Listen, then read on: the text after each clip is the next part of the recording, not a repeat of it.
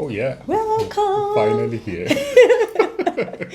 Yes, We are finally here. we are finally here and doing it together in the same space. Finally. How are Yeah. you today? I'm good. Good to see you in person. We're late because we're catching up Yeah. We had to have enough time. to catch up. But at least we're here and We're here and doing this now. we're having tea. Yeah, It's quite cold out here. yeah, it is today. So, we'll get right into it and wait for people to catch us when they catch us. Sure. Let me And even share on my share it to page. your page, as well, so that it's there. This is still so hot. Yes, Oh, I'm glad that the sound is we good. are finally here and do Okay.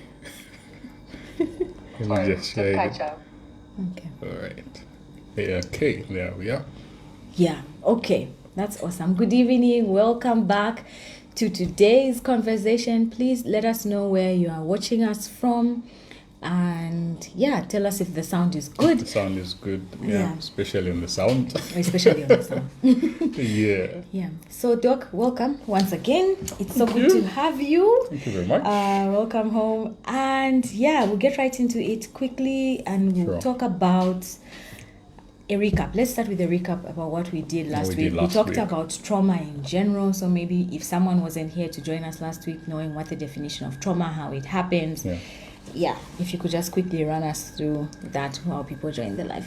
Okay, so welcome once again. Yep. And we are ready and excited to continue this conversation on our Mindful Monday sessions. You know, these are sessions that we basically have to ensure that we talk much about things that perhaps we don't have the platform and audience to address them on. And here we are. We have been talking about interesting topics so far. Yeah. And if you've been following, I'm sure you have seen just how far we have come. Now, last week we began an interesting conversation on childhood trauma, and we're going to get more in depth today. Now, just a short recap of what we talked about last week. I gave a definition of what trauma is, firstly, before I even attached the childhood to it. And so we're saying that trauma is basically an emotional response Yeah. to a distressing event Yeah. or a series of distressing events. So basically, the kind of trauma we're talking about isn't the physical trauma where you get to have different kinds of injuries as a result of physical impact. That's not the kind of trauma that we're talking about. We're talking about the psychological trauma. We're talking about the mental trauma, which we also call the psycho-mental trauma. So when we look at this kind of trauma that we're talking about, it is an emotional response. So an emotional response to distressing events or a series of distressing events. And there was something that we had to stress on that, and that was the fact that the impact is in the experience. Experience. Yes. That thing I couldn't catch for the longest time. I was like, I'm not going to repeat that. The impact is in the experience. experience. And by that, Yeah. what we simply mean is that the actual trauma It's is in the experience of what gets to happen inside of you. So trauma is not what happens to you, but It's what your happens response. inside of you as a result of what happens to you. So if you were emotionally neglected, that was the experience you felt. Maybe you were in a place where you didn't feel heard, you didn't feel understood, you didn't feel recognized, or you just feel as though you were not validated. So that was the experience. But then what happened inside of you as a result of that experience? So what happens inside of you as a result of that experience is what trauma is. So even people that would be sexually assaulted, sexually abused and all that, yes, they have been sexually assaulted, that's the experience. But then the trauma is what happens inside of them as a result of that sexual abuse. So trauma is really about the internal environment. It's about what gets to happen in your nervous system, because we all have different systems in our body. Yeah. But then the key system that is behind the science of trauma is the nervous system. The nervous system. Yes. Yeah. My key takeaways from last week's conversation was, one thing that stood out for me was the fact that you said we have no control of our traumas. Of our traumas. But we have control of how we react to them. React and respond and how we to respond to them. them. And a word that has stuck with me, and like I had a quote, but I'm like, it might be a bit insensitive, was wisdom trauma. And I thought that was a big takeaway, especially that it's like a Mindful Monday conversation about being deliberate about, yes, these things happen to you, and most times traumas, from what I learned last week, was that when a trauma happens to you, it's not something you sign up for. Yeah. It's something that is mostly unexpected. And then an internal reaction happens. Yes. And then now the power that you have is, what are you going to do about it?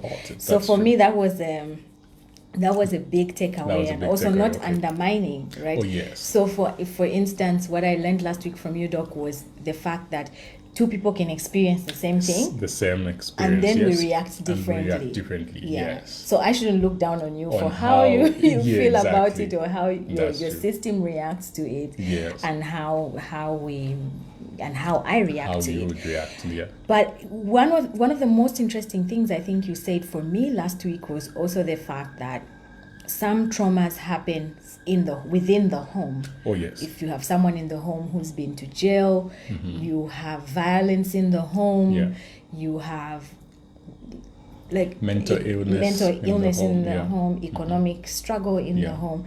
All those things can affect us. And I'm excited for this evening's conversations because we sort of delve deep into that conversation, and specifically into parenting. Right. Yeah. But there's a whole broader perspective to this. Yes. And I'll leave you to get into it now to explain that to us. And we had said last week in our introduction that we'd be looking at adverse childhood experiences. Yes. Yeah. Okay. So if you could introduce us into what that is. What is adverse childhood? And I know you've been doing this for this whole week or last week. I've been talking about the same adverse childhood experiences. Yes, so tell us. Anyways, we'll definitely get into it. So I can see we have a number of people that have joined and a few comments there. My favorite person to watch. Princess Baz. When we're here. Yes. Thank you. Thank you for shout always out to you. Yeah, special shout out. Yeah. Okay, so we also welcome those that are just joining us now, in case you haven't made any comment, but then you are following. Thank you so much for the time, and please do stay. We have a number of things that we are about to unpack. Yeah. Feel free to ask those questions. Doc is here to answer them. Okay, so getting into the aspect of parenting in relation to adverse childhood experiences. One thing that I just want to bring out right from the beginning is that as human beings, we get to have different developmental stages. And so the way that we respond emotionally to different things matters at particular stages of our lives. So there are some behaviors that we tend to cope, and some of those are influenced by different people at different stages of our lives. So you realize that right at birth to somewhere 5 years. 0 to 5. Yes. So the experience, or rather the behaviors that you have will be as a result of the people in the house. So the main people that you have around you, so it could be your parents, your siblings, or any other people that you have in the household. So those are the ones that are going to influence the kind of behaviors that you get to have. So this is why you realize that there are some kids that are quite excited and happy. That's because somebody in the family allows them to express themselves in that way. And then there are others that are quite timid at an early age. They are not that much expressive. And that also can be traced to somebody in the family that makes them to feel that way. So much of the behaviors that we get to have from birth to somewhere 5, 6 years can be traced to the people in the household. So how you relate with them will determine how you behave. But then from 7 to somewhere 9, Yeah. that's where we get to have influence from our peers, influence from the people outside, Yeah. influence from even the society at times, the community, the Yeah. people that you get to meet aside the family.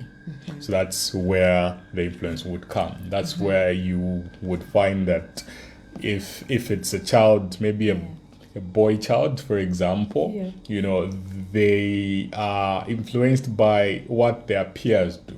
Yeah. And so maybe as they have time to go out, maybe to play football, that's if these guys still do that now. They are just on tablets. They're just These on kids tablets. these days. They don't play much. So Yeah. their influence will be much from their peers. Yeah. So you hear they'll be bringing in some things in the house that you'll be shocked. Like, where are you where did learning that that come from? from? Yes. Yeah, I can relate where are to you learning that. that from? Yeah. So that's because at that stage, Yeah. they are more in a place where they are vulnerable to external factors. So those are the things that, or rather, those are the places that they will be getting these different behaviors, which we would call learned behaviors, or rather acquired behaviors. Yeah. So aside that, Yeah. we have, if we look at the whole aspect of adverse childhood experiences, we have what we call the psychosocial factors. Now, these are the things that affect the changes that we get to have, because we later on have a particular personality or traits that are not what really we had at birth to 5 years old. Okay. Yeah, so when I say, or rather when I say biopsychosocial, I'm simply bringing up 3 key areas. So we talk of Biological. the biological traits, so it could be something from the family. Psycho, something that, you know, just as a result of the exposure, and so your mind gets to respond to some things. Yeah. So it could be something that has been embedded in you, and so it is driving you unconsciously. Trauma. Yeah. And we have the social aspect. Yeah. And so the social aspect, Like what's happening on the 7 like year what's old. happening exactly. So if you look at these 3, the biopsychosocial spectrum, or just getting to understand things from that perspective, Yeah. if you look at these 3, you realize that most of the things that we end up becoming, Yeah. the identity we end up having at some level, It's a big one. I want to talk about it. all those can be traced to these 3. How have you been affected as you have been growing? Nature, nurture. Nature, exactly. So I had to explain this so that we just have the appreciation of how things would happen as we get into parenting styles. Okay.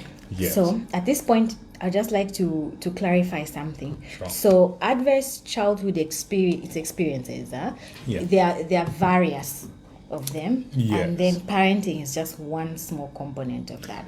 Yes. Parenting is one small component, but then it is a major component because what we are becoming will be as a result of how we've been natured. Yeah. That's So when we become adults, we have been natured by either our biological parents or guardians. So the parenting is literally coming in, not necessarily you being parented by your biological By the parent, parents, but then by whoever was there as the caregiver. Okay, so we're taking a broad definition We're of parenting. taking a broad definition of parenting, yes. Yes. 2 things I liked about what you said was from the stage 0 to 5, you talked about how our behaviors develop, the behaviors we develop are based on our environment in the homes that we are raised, right? Yeah. And one of the things that you used, the words that you used was, if someone allows you to be. We're not, the kids are not just modeling, but they also need some sort of permission to be. Permission to be, exactly. I like that. Like you need permission. So like I never thought about it like that, right? Yeah. I grew up a very loud child. Yeah. And I always talk about this. And everyone used to say, oh, she's so smart. Yeah. But when I got to secondary school, everyone is just like, you're so loud.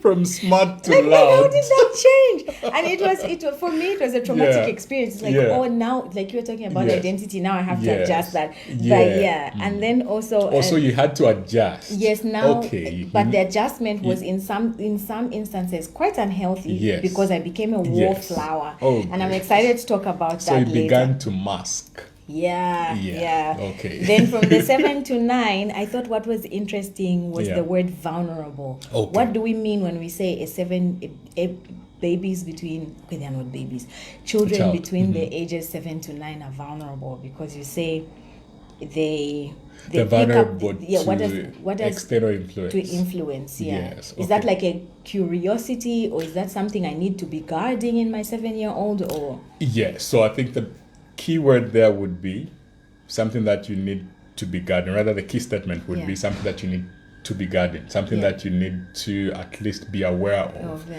Because at that time, one, they're curious. They want to know things. They want to learn things. That's the time where a number of kids literally get to pick up different behaviors that when you get to know them, you're like, where are you learning this from? Stop that. Who are you playing with? And all those things. Because at that time, they are vulnerable to other influencers and just other factors that would be able to shape their worldview of things. And so before 6, they're in your hands. But then after 6, they go to school, they go to church, they go in the community, and there you are not always there. So that's why we're saying they're vulnerable, because they are they're not always under your care. True. Yeah. I like that. Okay, so let's get into it. Where do we begin? What's the best place to begin now that we've sort of given the parenting a broad definition? We're saying parenting is more than just your biological mom and dad, but in whose custody you are. In whose custody, yes. All right, so now we're trying to get into parenting styles. And I think this is an interesting topic because love it. Perhaps if you are watching... Let me try to give out this, what is it called again? Let me try to give this disclaimer. So, we're not saying, blame your parents. It's not their fault. We're not saying that. That's not the main reason we're trying to disclose these things. Why we are sharing this is for us to be aware, because if we are aware, we'll be empowered to actually even be better parents ourselves. I should have invited my parents to this. And just be able to save other people. So we're not saying now begin the blame game. Most of the things that our parents did and how they raised us, and even some things that perhaps you may be holding grudges over, you realize that they did it because that's what they knew best. True. And I think that's an important part of the disclaimer, is understanding that even our parents were raised by someone. Exactly. They were also parented. There has been an intergenerational trend. So maybe if we're going to show grace, we need to see it that way. We need to see it that way. At the time, they just did what they knew. Exactly. They just did what they knew, but then there are cases the cases that are extreme. We've had a few counseling sessions where people have literally been raised by narcissistic parents. Monsters. People that literally don't care. Yes. So there's that. But then as we are looking at parenting styles, we want to bring out some of the key things that we just have to know about parenting. Yes. So there are 4 parenting styles. But then to every parenting style, there are 2 things that we have to understand. A parent would want to support a child. We said there's 2 parts to each of these. Yes. So a parent would be in that place where they want to support. And this is regardless of which style. Yes. So there's that need of support. So talking about parenting, the first thing is that there is that aspect of support. The parent wants to support, the parent needs to support. So parents are supportive in nature. Now, the other thing is that parents also are demanding. Okay, parents are also demanding. Rather, parents should be demanding. Now I'll be able to explain what they are Okay. demanding. All right, yes. What they should support and what they should demand. Yes, Okay. because if we understand these two, yeah. we'll then be able to appreciate the different Yeah. parenting styles. Yeah. So the question is, what should they support? My dreams. My dreams and aspirations. Dreams and aspirations, right? They should be able to support They should that. support those. Great. Yeah. Okay. So it's very much important to understand that we are all different people. Absolutely. And we, in as much as we may have that biological factor, Yeah. there are some things that we are born with, some Yeah. traits, Yeah. our personality, our gifts, our talents, Yeah. those things that make us different. Yeah. Now, when it comes to parenting, it is very much important for parents to support who you are As a person. as a person. Okay, so to support who you are as a person. So, firstly, you are either a male or a female. These days. But, and I'm saying that because that's like an almost issue. like an issue. Yeah. Like, I miss the simple days, but okay. So Yeah. there's need for parents to acknowledge your sex, and they need Yeah. to support what comes with your sex. Yeah. There is need for them to support what comes with you being a male. There's need for them to support what comes with you being a female. I like that. So that's very critical when it comes to support. The other things that make you different should also be supported. Okay, so we Meaning that started there's with need for acceptance. ah, Yes. So they need to accept you yeah, for who I am. who you are. But I'm talking about the traits. I'm talking about your biological being. Yes. So I am female, Yeah. and then beyond that, what do they need to do? Beyond that, they need to accept. Okay, are we okay? Yeah. All right. Okay. Okay. I hope you're still there. Everyone's still here. All right, they're still there. Yeah. Yeah. So So I'm female. So I They just need need to to understand. So they need to understand I'm female. yes, And then what's the next level? there are some things that most people are born with. So, for example, there are those that are sicklers. They would have sickle cell and all these other things. Okay. Okay. There's need for parents to accept yeah, and to- support that. So I'm now. You would think it's common sense, but no. Eh? That's the thing.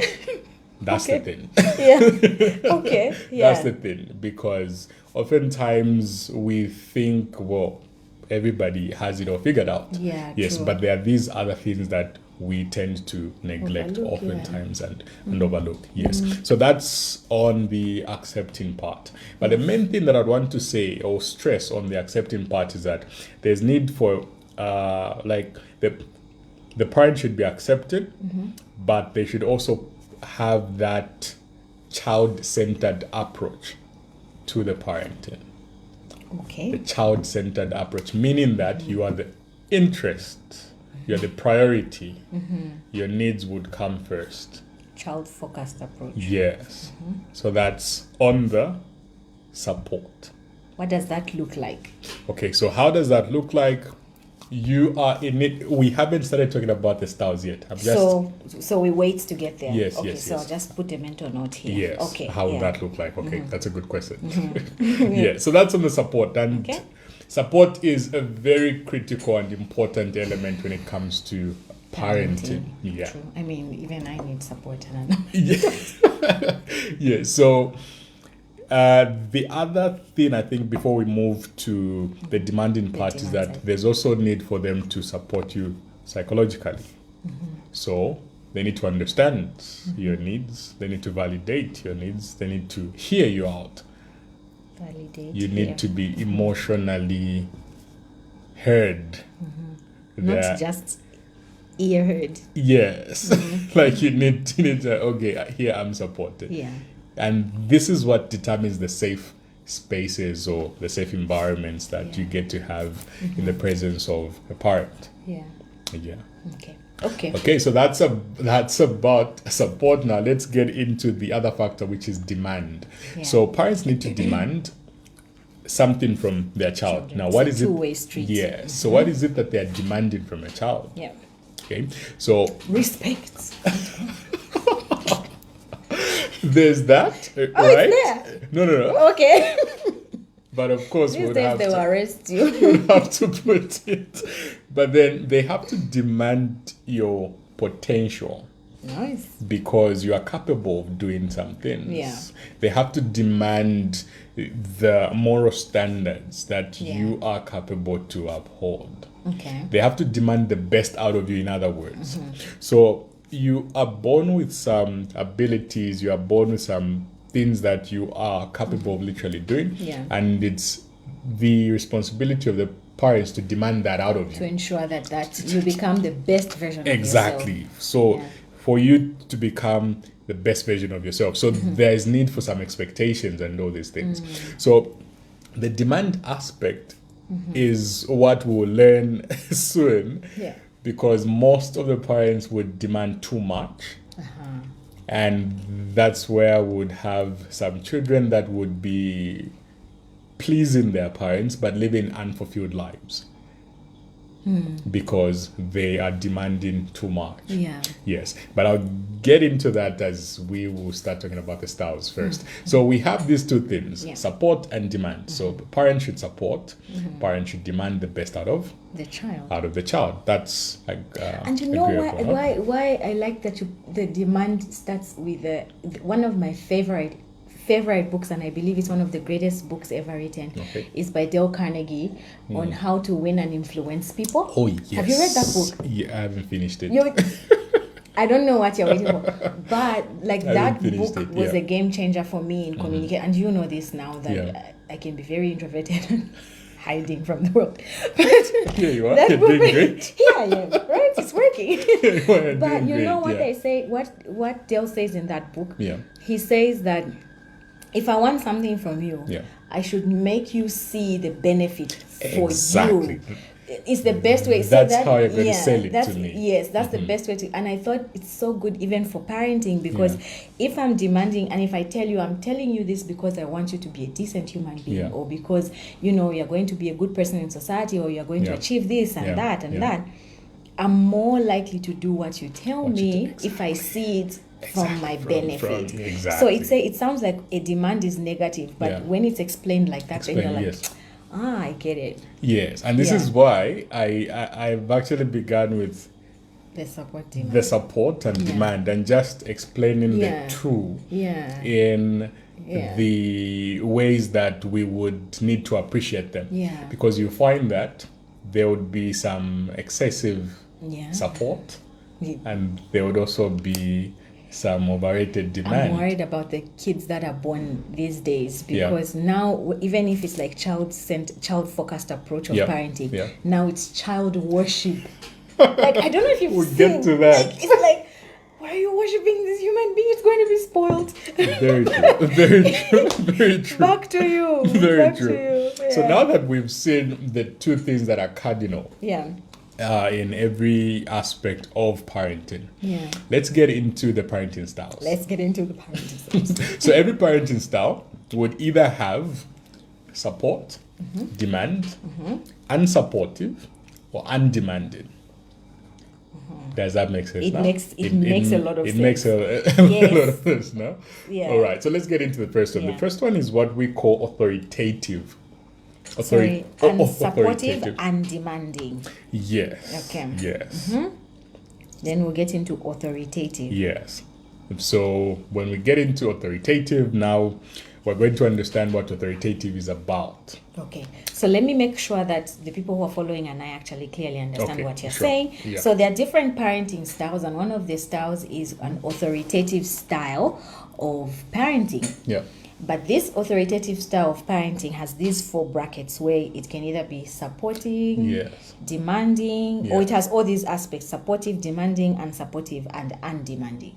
Yeah, so the 4 styles will have 2, which could either be supportive. Also, it can either fall into supportive, demanding, or unsupportive and undemanding. Exactly. Okay, now we're together. Yes. Okay. All right. So the first one is called authoritative. And authoritative is one of the parenting styles that I think a lot of us have been raised with. Endured. And endured. Sorry, mommy and daddy.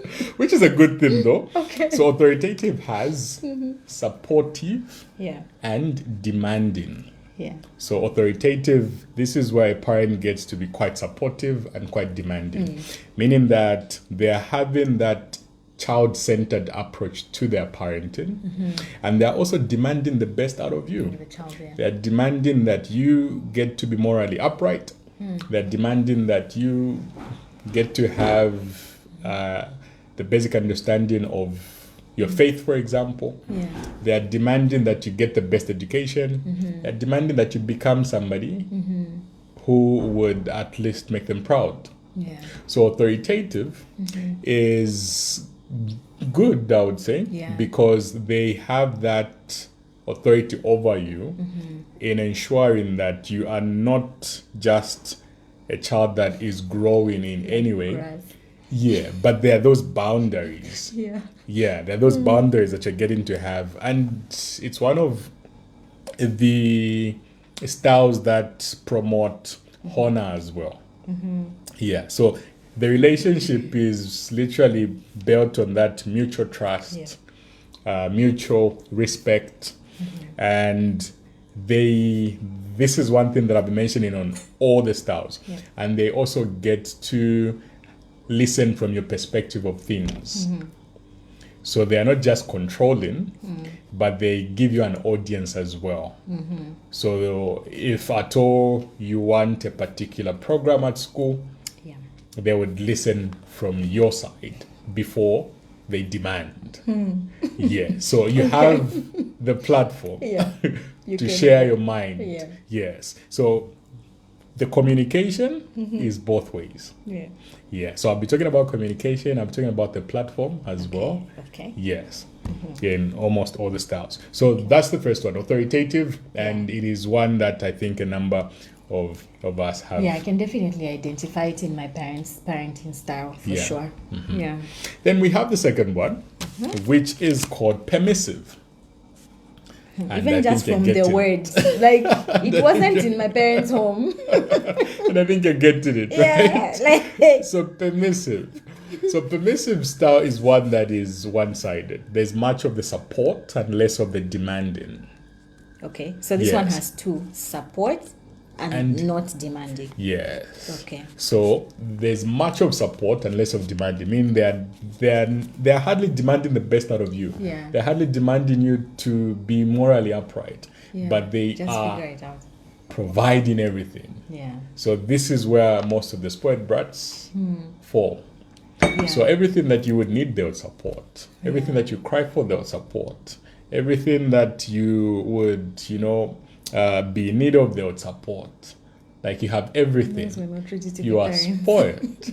And most parents that actually fall in this category Yeah. are those that have had maybe a hard time growing up. And then they say, I'm going to give my child everything I never had. that Oh, I never had. Man. Yeah. And oftentimes they mean well, True. but then they are not demanding Yeah. the best out of their child. They're not Yeah. shaping their child in the way that the child is supposed to grow. They're not creating those boundaries Yeah. that the child is supposed to have. Yeah. These are some of the kids that even talk back to their parents Ooh.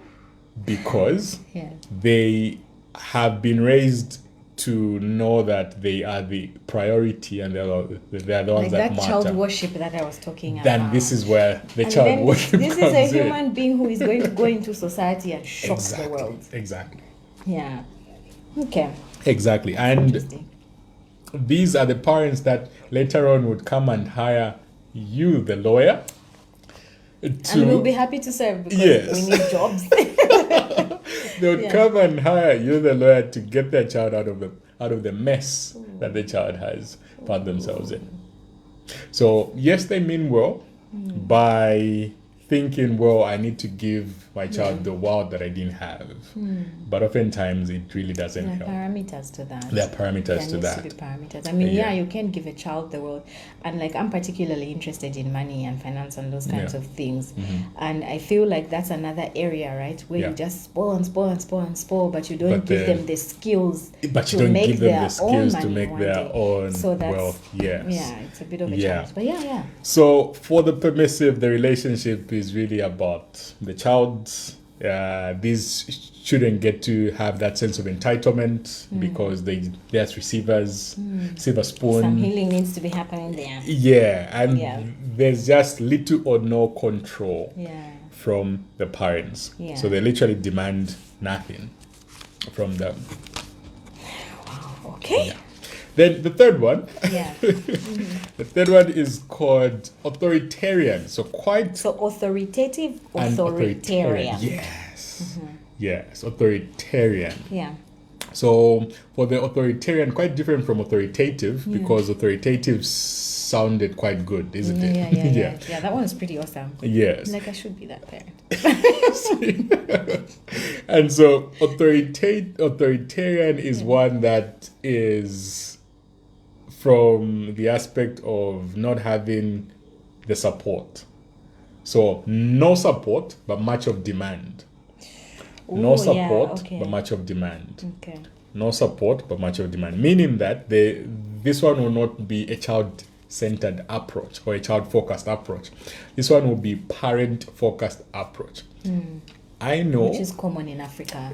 Yeah. Which is common in this Africa. is our African parenting style. Yeah. This is our African parenting style. And so the thing is, I know what you don't know. Remember? There's a parent who was literally telling their child, I brought you into this world. I can take you out. Like, my friend, you're my property. I brought you here. I'll take you out. Take you out. Like, oh my God. Exactly. Like, you'll be arrested. They're just threatening violence. And it's literally an offense in the actual in criminal law. Yes, it is. Like, how do you, and to a child, I was just like, I can like take you Africa, out. I can take you. I brought you here. And I'm just like, okay. So authoritarian is in that way. Authoritarian is in that way. Oh, I can see Princess Barbie is following there. Yeah. So authoritarian is that way. So there's not much support, but there's much of demand.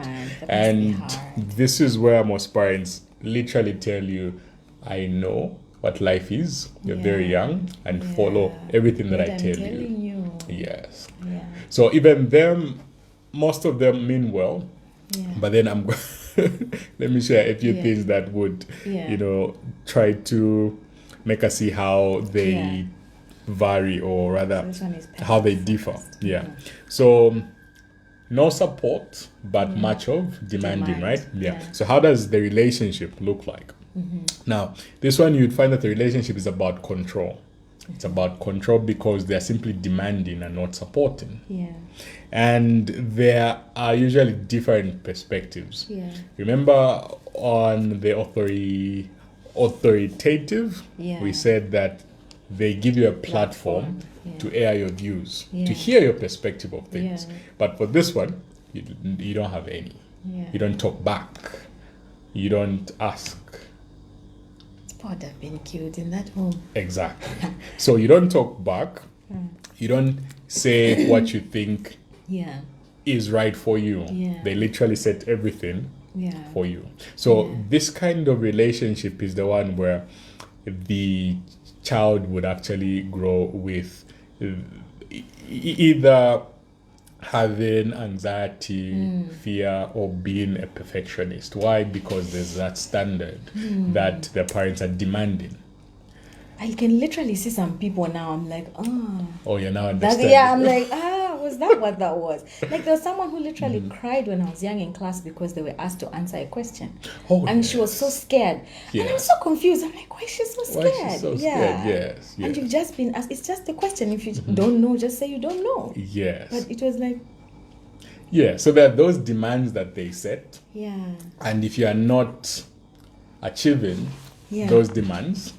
You've ruined my reputation. You've ruined my reputation. You either be flogged and all these You're not my child. You're not my child. You're embarrassing.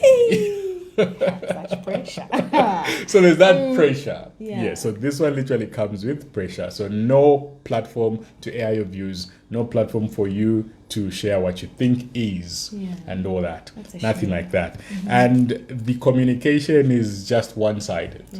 They don't get to hear your views because they know right. And you know nothing. You don't have a brain. Okay. You don't have a brain. Yes. So Yeah. this one is a kind of parenting where there's much fear and the child just wants to do things right. Just want to do things right, and oftentimes needs are also not met because Because how will you know what I need? yes, how will you know what I need when you hear don't? me. Yes. Just assume. Yeah. So some of these people that are raised by authoritarians Yeah. are those that would want to leave the house quite early. Yeah. There are those that even after they leave, they become extreme independent people. Yeah. And they become so busy that Yeah. they just want to, provide and do it because at some point their emotions were neglected or their physical needs were neglected and they were not heard. They felt not understood. They felt not validated. So they is were that not someone? appreciated. Do they make up? Is that a way of making up for that? Or And so they is that become just an issue of providing for the person, or it's like a way of making up. dealing with it? Yes. So these are literally people that would actually even want to be an island when they're adults. Yeah, They would want to be away from the family or the parents because of the that. same. Yes. So they try to make up by being so busy, so they're not available. They try to make up by being extremely independent, and they hardly ask seeing for people. help. They hardly ask for help. Yeah. They would not be vulnerable because they went Shame. through Yeah. some serious things that would not allow them to be. Well, we're still on the subject of trauma. Yeah, they would not, get in that place where they would be that much vulnerable, and they have a bit of trust issues as well Yeah. because they were not emotionally molded. Yes. They just So- decided as they go. They just decided as they go. So we have different shapes and sizes of people. What this looks like. Yeah, what this looks like, Yeah. and if you have an experience of that, you may share something in the comment section Yeah. as well, because we in Africa have been raised by such So it's Part. somewhere in between authoritarian and authoritative. and authoritative. Yes, but now even permissive. Permissive, yeah. It Permissive. seemed like, I was like, Even permissive, yeah. I think this generation of parents, Yes. this younger generation Yeah. of parents is very permissive. It's very Just like, permissive, give right? the child. Yeah. Give the child.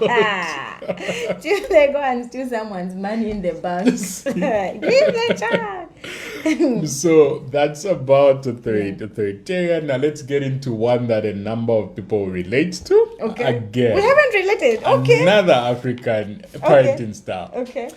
Neglectful. Neglectful. Yes. Neglectful. Yes. Let me explain. Really? Neglectful or uninvolved parenting style. You know, I'm like, really? Yeah. Africa, because of how they used to say that a child is a child of the community. Oh, okay. And because we took, I was thinking in my head, because we took the broader sense of broader parenting. sense of parenting. Like in Africa. Okay. Neglectful. Okay. Now let's I'm get interested. Neglectful and what? So it could either be neglectful or uninvolved. Uninvolved. Yes. Okay. Okay. Let's So hear. this one Yeah. has no support and no demand. Okay. No support, meaning you don't have a role model, or you don't have any parent or any guardian that is there To actually parent. to actually parent, to actually support you. Yeah. And you are not having anyone that is demanding anything out of you. So you're just on your own. Okay. But how it gets very interesting here is that it doesn't mean that you don't have parents.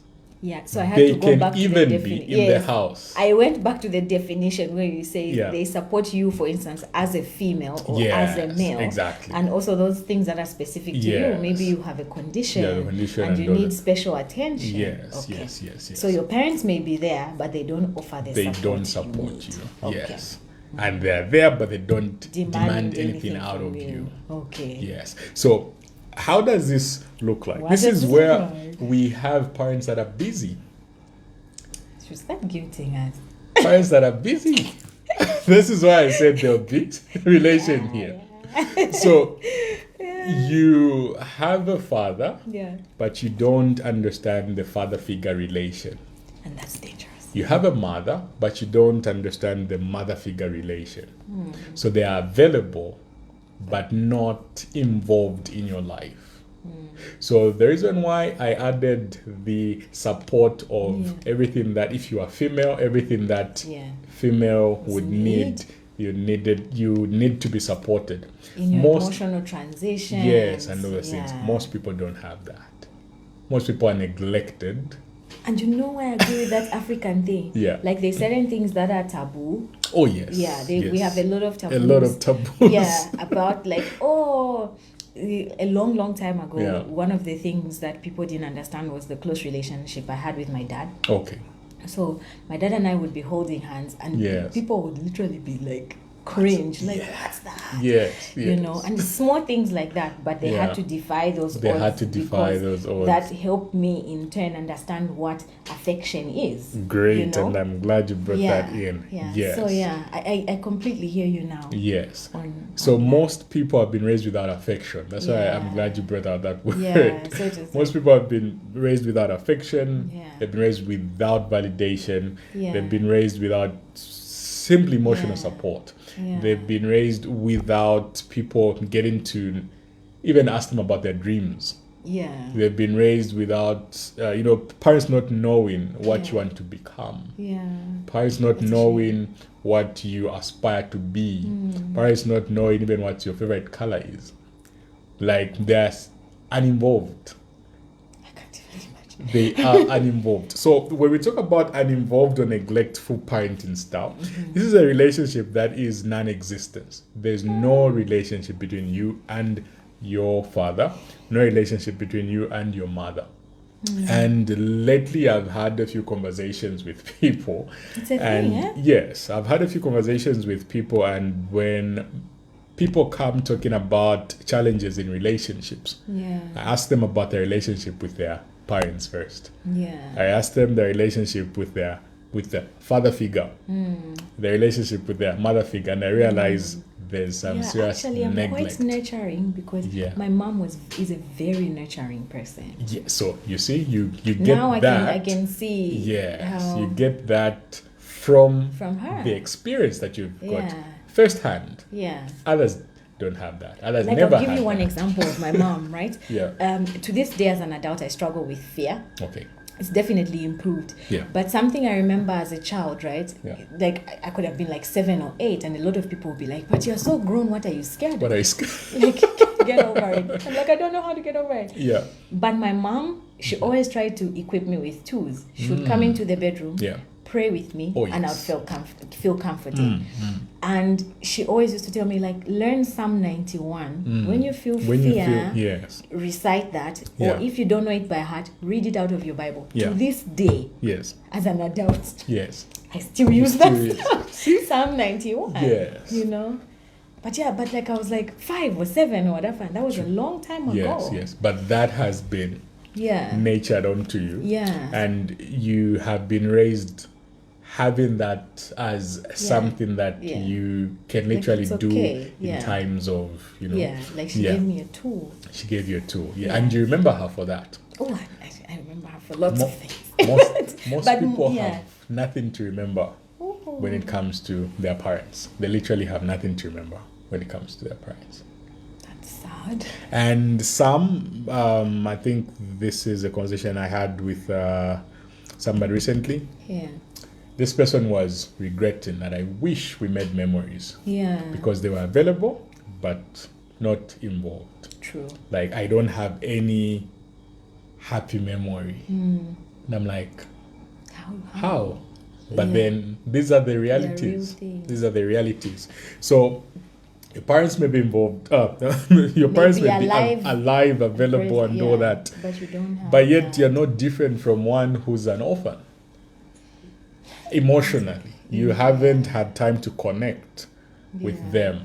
Oh, I can see that. Yes. And all these things get to affect different people. Yeah. Like we always say, most people get into relationships seeking that father figure, that father love they never had, and so their husband will then take up, some of these things, or their wives would then. You have to be the mom. You have to be the mom. But then again, you're like, I don't want you to be my mom. I want you to be my wife. Yes. Just like make up your mind. All those things.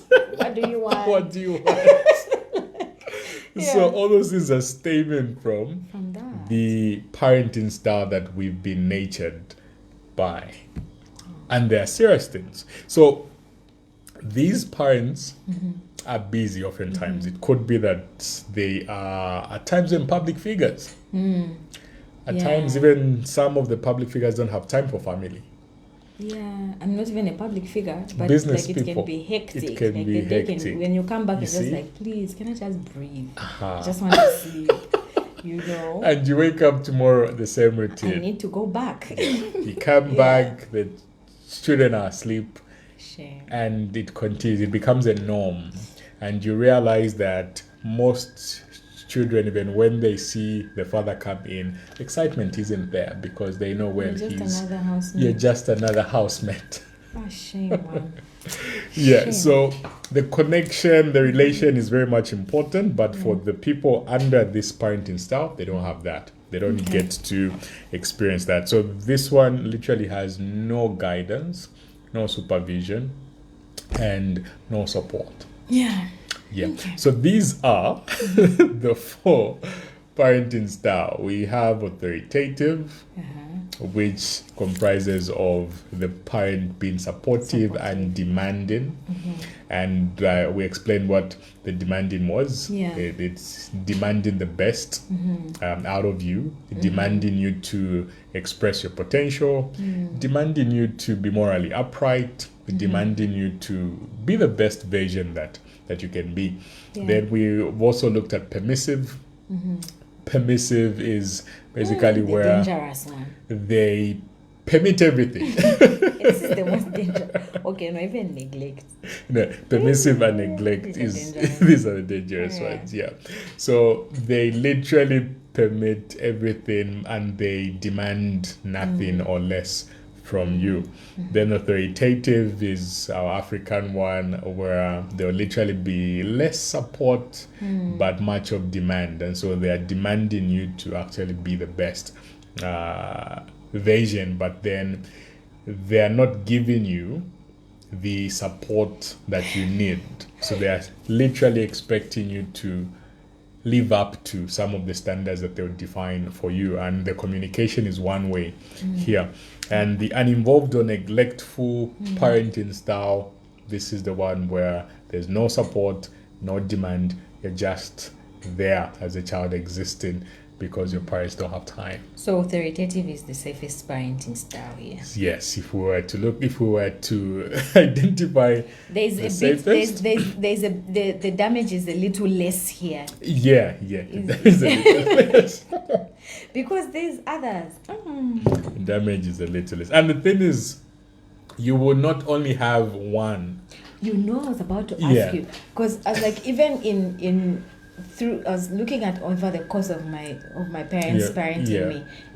There was seasons where, like, for the majority of the time, it was authoritative. Yeah. But there were seasons where you see the different You'd get to have parenting you'd styles. get to have some permissive at some point. No, permissive never.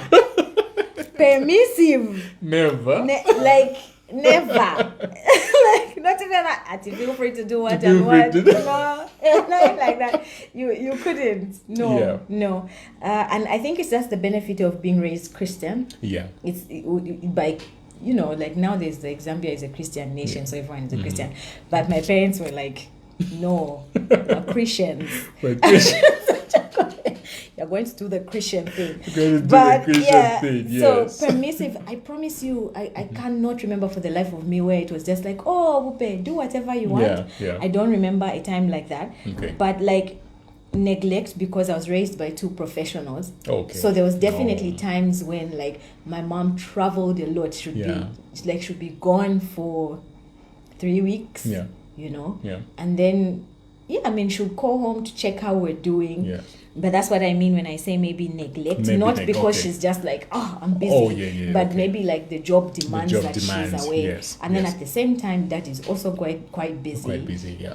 And I was raised in a time where, the male was the male. So like even if Dad tries to help with cooking, Mom will be like, no. But I promise you this, like when she wasn't around and he tried to cook, I'd let him. Or you let if him. If you feel like what, I'm just like, you can do it. That, sir. Thank you, sir. I appreciate that, sir.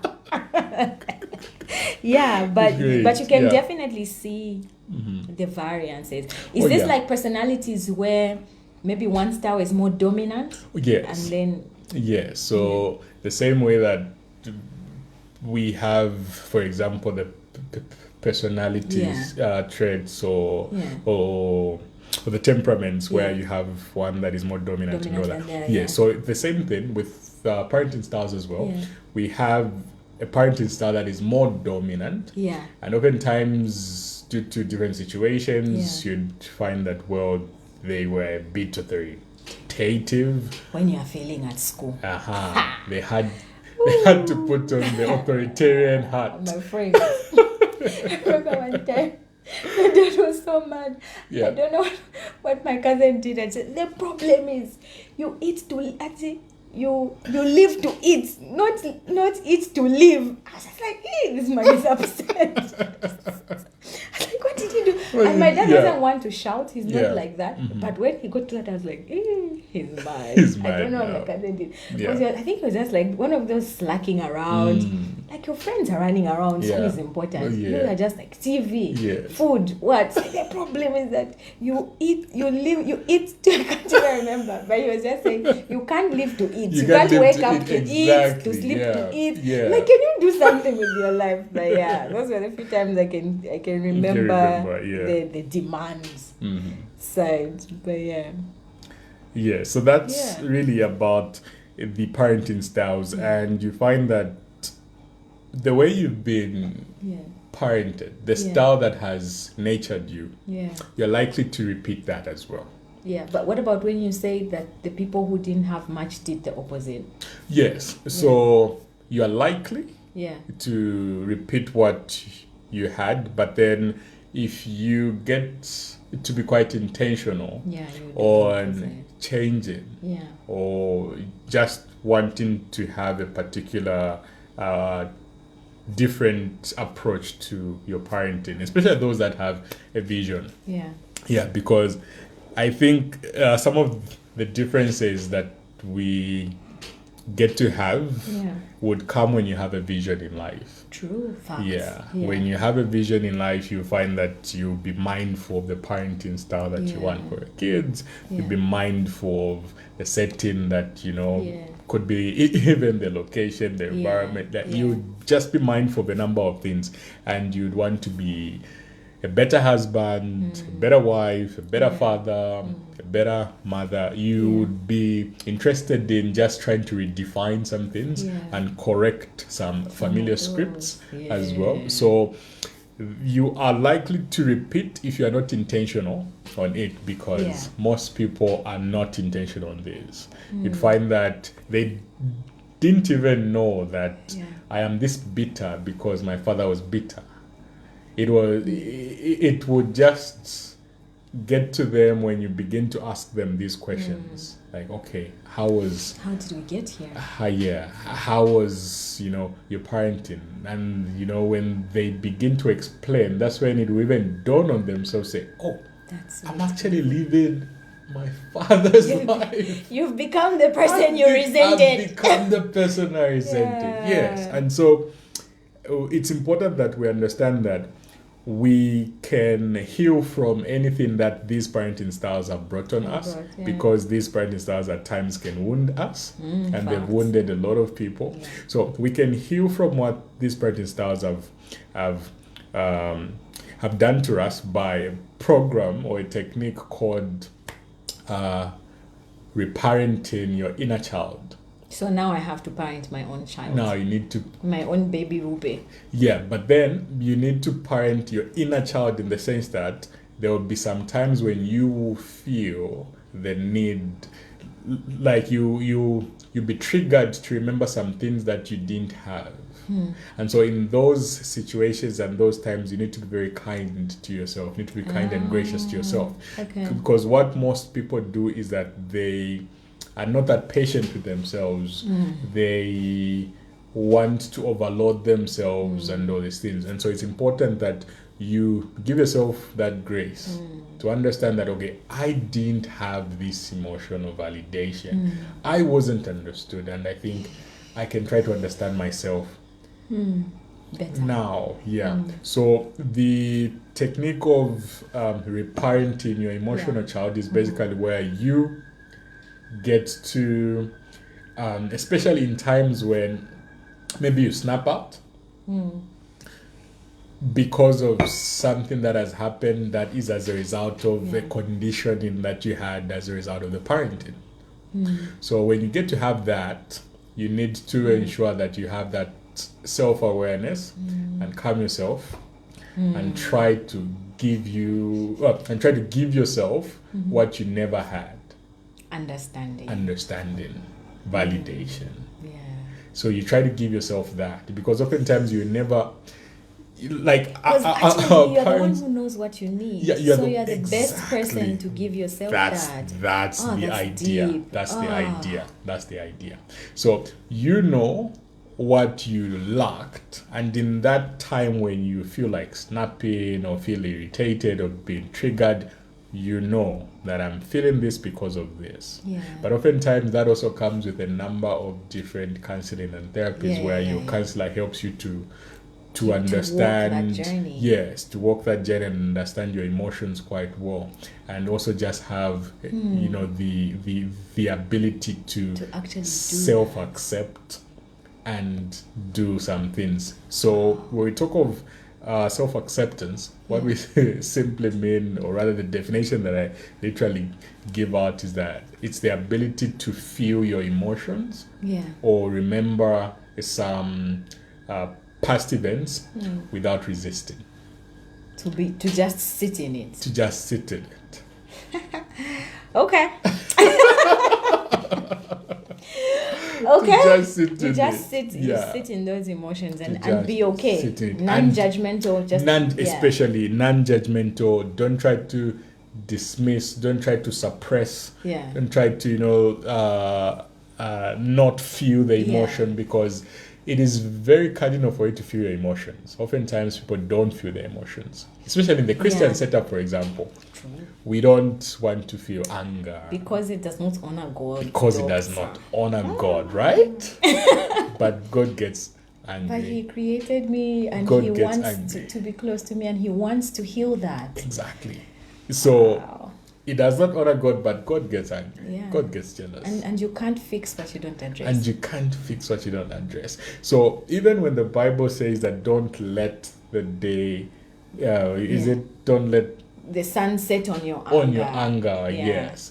Meaning that, I think too many people take that literally, and I don't think it's very healthy.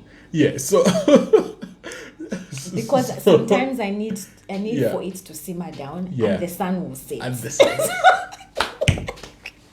like that. It's the way you said it. The sun will have to come back tomorrow. And then I won't let it set tomorrow. Like today. It's going to set. Today I'm going to be. I'm not taking nonsense today. No, not today. It's not happening. But I feel, and sometimes I feel, honestly, I do feel guilty about that. But I feel like I need to process. Yes. The thing is, we should appreciate the purpose of emotions. This is something that, God willing, we need to have something really. We need to appreciate the purpose of emotions.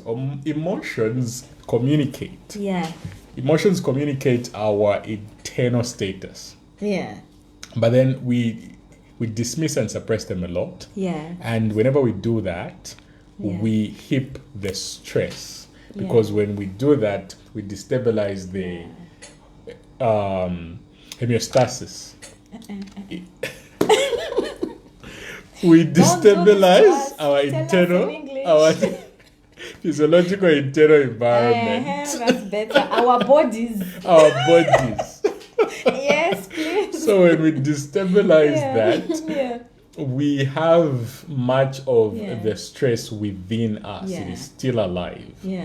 And so because of that, the next stressor we are also, or rather the next feeling we're also going to suppress, will heap Ooh, on that. that can be good. That later on develops a kind of trauma, which becomes a part of us unconsciously. Yeah. And whatever is a part of us unconsciously will drive us unconsciously. Yeah. So people behave, snap, deflect, all these things. And they don't even know. And they like, don't where is even that know coming from? because they've been heaping a lot of things, and that's Yeah. what has become the software now driving them.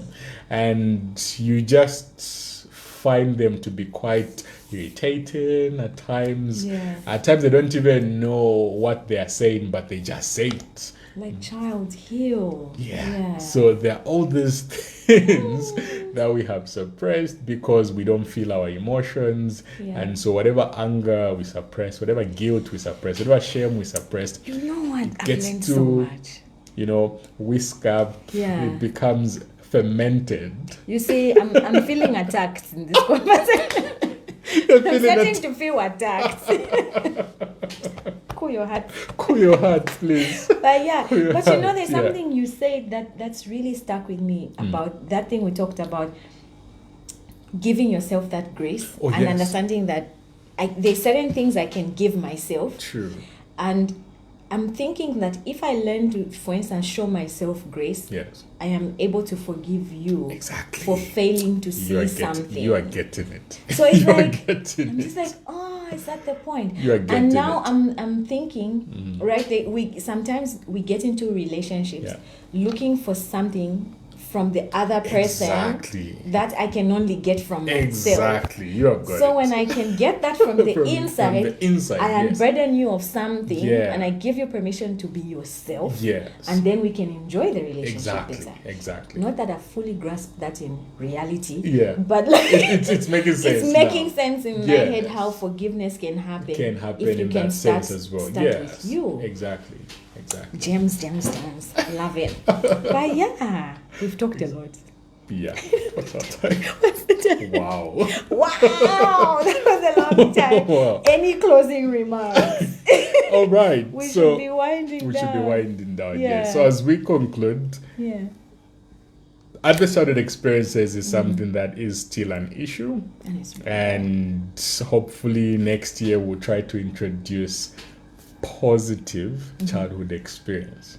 okay. So there isn't only The negative. the ones. negative. Yeah. It's important that we To look at also the show the positive other as well. Yes, Yeah. this is something I would like to venture in We should. next year, We because there's that quote that I love, Yeah. that as you are working on the wounds of your childhood trauma, do not forget to Yeah. carry the blessings and the strengths of your past generation. You know, that's how I used to heal from like broken hearts. We've had this discussion. Yeah. But it's something I always used to do because Yeah. I didn't want to demonize a person. Like that one bad thing they did to me was Yes. the only Was the thing. only thing, I yes. always like to tell myself, no, there's these good things. Yes, This is a there's- human yes. being. You're a human being too, incapable Exactly. of doing wrong things.